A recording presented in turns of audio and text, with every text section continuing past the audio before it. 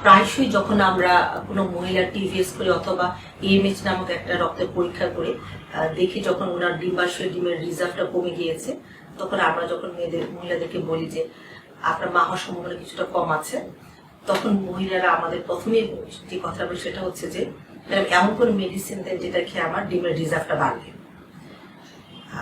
আসলে সত্যি কি এরকম কোনো মেডিসিন আছে যেটা দিয়ে ডিমের রিজার্ভ বাড়ানো যায়? আমি একটা কথা বলে রাখি, সেটা হলো যে যখন কোনো একটা মেয়ে জন্মায় তখন তার দুটো ওভারি মিলে 10 থেকে 20 লাখ ডিম থাকে। তারপর যখন সে বয়স সন্ধি বা পিউবার্টিতে আসে তখন তার ডিমের সংখ্যা 2 থেকে 3 লাখে নেমে আসে। এবং যখন তার মাসিক বা পিরিয়ডটা শুরু হয় তখন প্রতি মাসে তার 1000টা ফলিকল কমতে শুরু করে। এবং সেই মহিলা যখন 32 বা 35 ইয়ার্সের বয়সে পৌঁছান তখন কিন্তু তার ডিমের গুণগত মান প্লাস ডিমের নাম্বার দুটাই কিন্তু তাড়াতাড়ি কমতে শুরু করে।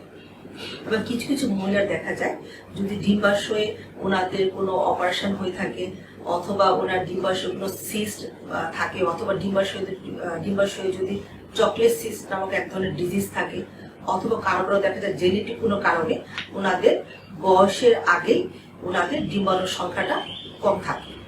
সেসব ক্ষেত্রে আমাদের প্রায় সময় মহিলাদের বলতে হয় যে আপনাদের মা হওয়ার সম্ভাবনাটা কিছুটা কম।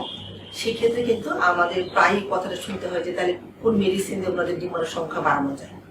সত্যি বলতে কি এখনো বাজারে এমন কোনো মেডিসিন নেই যেটা দিয়ে আপনার ডিম্বাণুর সংখ্যাটা বাড়ানো যায়।